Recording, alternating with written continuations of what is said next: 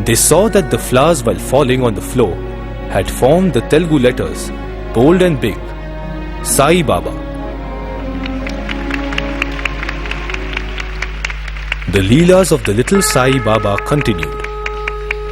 It was Hampi, the capital of the ancient Vijayanagar Empire. They had come in a group this time, having visited the ruins and the architectural sites. The party entered the temple of Virupaksha. Sathya too followed, but he chose to stay outside, gazing at the majesty of the temple Gopuram. Worship was on at the Sanctum Sanctorum. The priest waved the flame of camphor before the lingam. Lingam? Nay, not the lingam. It was Sathya. Sathya stood smiling erect, accepting the worship of the amazed onlookers. Mischievous Sathya, how could he ever do that? They were all bemused. The brother ran outside, only to find the self-same Sathya leaning against the temple wall. He ran back inside, only to see Sathya granting darshan from the Sanctum Sanctorum. The moment of truth had come. It was the 20th of October, 1940. After returning from Hampi, Sathya was to start for school as usual. But on his countenance was a splendid halo. He stood at the doorstep, cast aside the books he was carrying and called out, "I am no longer your Sathya. I am Sai Baba. Maya has gone. My devotees are calling me. I have my work. I cannot stay any longer." He stepped out into the garden of the nearby bungalow of Excise Inspector Anjaneyalu and sat on the rock amidst the trees. People poured in slowly, bringing flowers and fruits to worship him. He taught them the first prayer, a bhajan.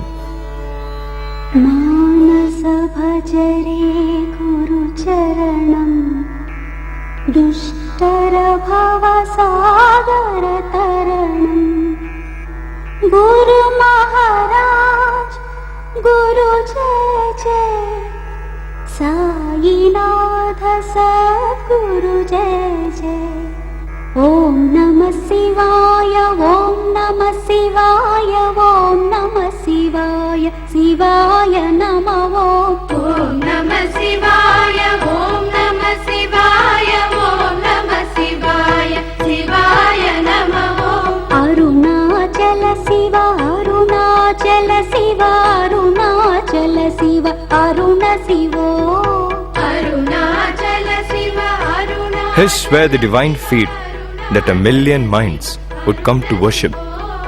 These were the lotus feet which would help mankind to cross the mighty waves of this ocean of worldly existence.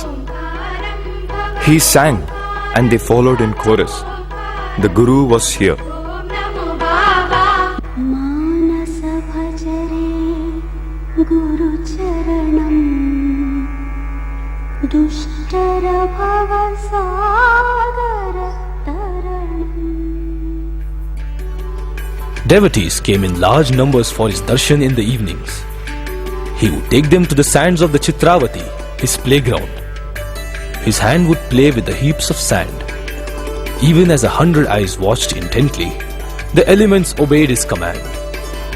The grains of sand would turn into an idol of God in gold, bronzed images of deities, statues and pictures, tasty sweets and exotic fruits, a copy of the Bhagavad Gita, sometimes even the divine ambrosia, Amrit.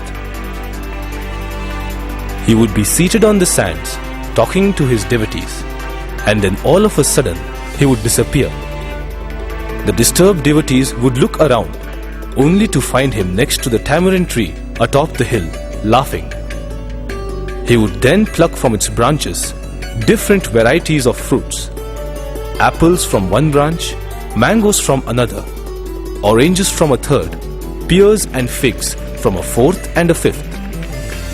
The tree came to be called the Kalpa Vriksha, the wish-fulfilling tree, with a mere touch of the wish-fulfilling Lord. And on yet another occasion, "Look up," he said, from the rugged terrain, and when they turned their glance upwards, there existed nothing else in the world. No sky, the sands too had disappeared. Only a blinding jet of bright light emanating from his forehead. Some swooned and fell, others stared in awe and wonder. The sun, the moon, visions of gods, Lord Krishna, the Dashavatars, Hanuman, his previous body at Shirdi, to each as he worshipped him. Revelations abounded in those early years of the avatar. Many were healed and many more were transformed. While his miracles charmed and attracted the devotees, they always conveyed a message, the teacher of teachers that he was. Among these messages was one of his letters addressed to his brother in 1947 that reveals Baba in unmistakable terms. I have a task to foster all mankind and to ensure for all of them lives full of Ananda. I have a vow to lead all who stray away from the straight path again into goodness and save them. I am attached to a work that I love, to remove the sufferings of the poor and grant them what they lack. I have no mine or thine. I act and move only for the sake of mankind. No one can comprehend my glory. Whoever he is, whatever his method of inquiry, however long his attempt, you can yourself see the full glory in the coming years. Thus, your Baba. If miracles were his visiting cards, they left their imprints on a vast and global canvas. As the fragrance of his Leelas and Mahimas reached out to thousands of ears, thousands of feet restlessly journeyed to Puttaparthi. His gifts of grace, chains, rings, and watches, miraculous cures, and life-saving miracles continued. Confronted with amazing miracles and an outpouring of evidence that pointed to his inherent divinity, the world was left wondering about the phenomenon they were faced with. The world seemed to be saying, I don't know who you are, I don't know what you are, but I know you are. He explains in his own inimitable style, Aham Sathya Bodhakaha. I am the teacher of truth. Every word of this teacher of teachers is a mantra. Every discourse is an Upanishad. Manas ekam, vachas ekam, karmanyekam mahatmanam. The unity of thought, word and deed was a lesson that he emphasized not only through his discourses but also through a very potent play named Cheppinattu Chestara, written for his school drama when he was 12 years of age. As simple as the play was, it conveyed the message beautifully through the dilemma of its protagonist, a young schoolboy named Krishna. A housewife reads aloud from the scriptures that she must serve the poor and the needy and not the lazy pretenders. Yet, she shuns away a needy blind man while lavishly serving a well-fed mendicant. Cheppinattu Chestara, do you act as you speak? Krishna finds his father refusing money to a poor boy who is a few rupees short of paying his school fees, while generously giving away hundreds of rupees for an office party. Cheppinattu Chestara. At school, Krishna finds his teacher teaching them the story of Sathya Harishchandra, but asking them to lie to the school inspector. Cheppinattu Chestara.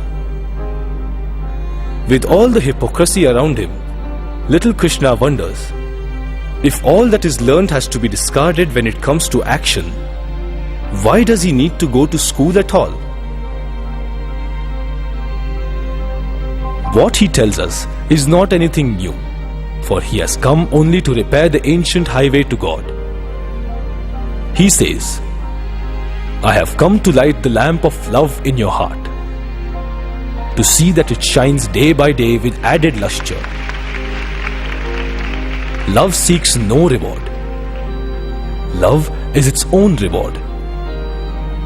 Transform love into service. Transform service into worship. That is the highest sadhana. The cultivation of love alone can convince man of the truth that there is only one caste, the caste of humanity, and only one religion, the religion of love. There is only one language, the language of the heart. His teaching has universal appeal, for it seeks not to create a new identity or show us a new path, but to make us true to our own chosen path. A Christian should be a good Christian. A Hindu should be a good Hindu. A Muslim should be a good Muslim. Childhood events in his life were a forerunner of things to come.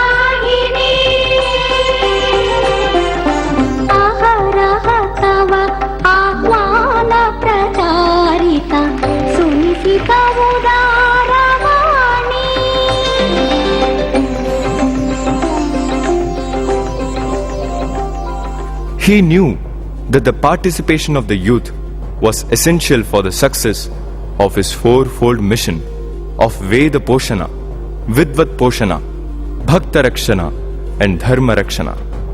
Hence, the Sadguru began his program of transformation with the youth and students. The master plan unfolded with the setting up of colleges leading to the Sri Sathya Sai Institute of Higher Learning. This university has been established not merely to prepare you for earning degrees. The main purpose is to cultivate self-knowledge and self-realization. Teaching the curricula, preparing you for the examinations and awarding degrees are only the means employed for the end, namely spiritual upliftment, self-discovery and social service through love and detachment. He had given the world what it wanted so that it may want what he had come to give. The students of his educational institutions learned the great lessons of life in close proximity of their beloved Swami. The institutions also served as the setting for the summer courses in Indian culture and spirituality and the Sri Sathya Sai Gram Seva, a program that shaped the thinking of an entire generation towards service, a task which he began in the early 1960s with the Sri Sathya Sai Seva organizations. The task of Dharma Samstapana begins with the students playing an active role in the revival of ancient practices.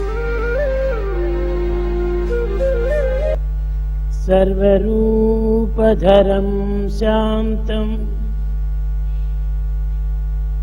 सर्वनामधरं शिवम् सच्चिदानन्दरूपम् अद्वैतम् सत्यं శివం సుందరం. He lived his life in order to demonstrate that man is essentially divine. He only needs to realize this. He would say, "Come one and all, see in me yourself, for I see myself in you all. You are my life, my breath, and my soul. You are my forms all. When I love you, I love myself. When you love yourself, you love me. I have separated myself from myself so that I may love myself. My beloved ones, you are my own self." His greatest miracle is the transformation of man through the power of his love.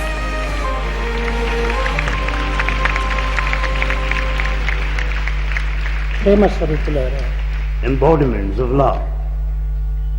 జంతువునాం నరజన్మ దుర్లభం. The human life is rarest of all. తన తత్వాన్ని తాను గుర్తించి, తన తత్వాన్ని పరులకు బోధించి, తన తత్వాన్ని పరుల నుంచి అందుకొని తద్వారా ఆనందించటమే నిజమైనటువంటి యొక్క బోధన. The true teaching of life requires the total awareness and understanding the nature of the self, the one's own center of life, the being, experiencing it and sharing with others. ప్రేమ స్వరూపులారా, Embodiments of love. నాకు మీకు direct connection ఉంటుండాలి. There's direct connection between you and Bhagavan. మీరు ఏ గ్రామం పోయినా కూడాను, ఎక్కడ పోయి మీ ఉద్యోగం చేసినా మీ వెంటనే జంటనే ఇంటనే ఉంటాను. You may go to any village, you may take up a job anywhere, but Bhagavan is always with you. నువ్వు ఎక్కడికి వెళ్ళినా నీ నీడ వస్తున్నది కదా. Your shadow follows you wherever you go. నేను నీడనే. Bhagavan is your shadow. Not shadow.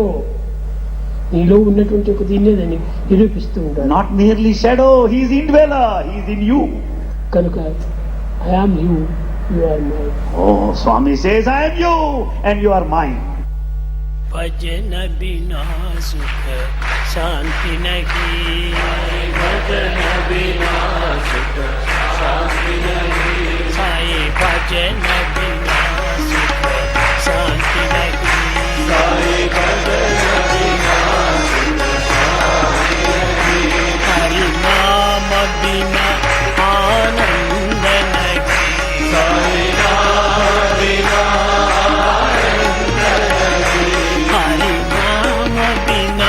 आनंद नहीं, साई नाम बिना आनंद नहीं, हरि भजन बिना शांति नहीं, साई भजन बिना शांति नहीं, जप गान बिना संयोग नहीं, जप गान बिना संयोग नहीं, प्रभु दर्श बिना प्रज्ञान नहीं, प्रभु दर्श बिना प्रज्ञान नहीं, दया धर्म बिना सत्कर्म नहीं, दया धर्म बिना सत्कर्म नहीं, भगवान बिना कोई अपना नहीं,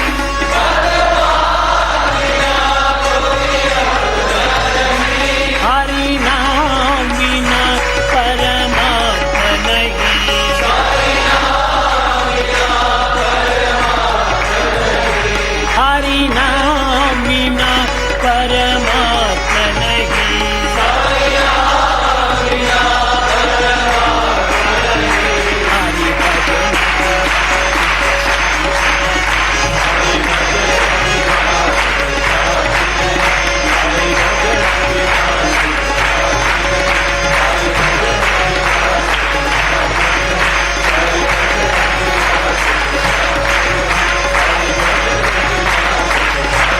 हरि नाम बिना आनंद नहीं, हरि नाम बिना आनंद नहीं, हरि भजन बिना, हरि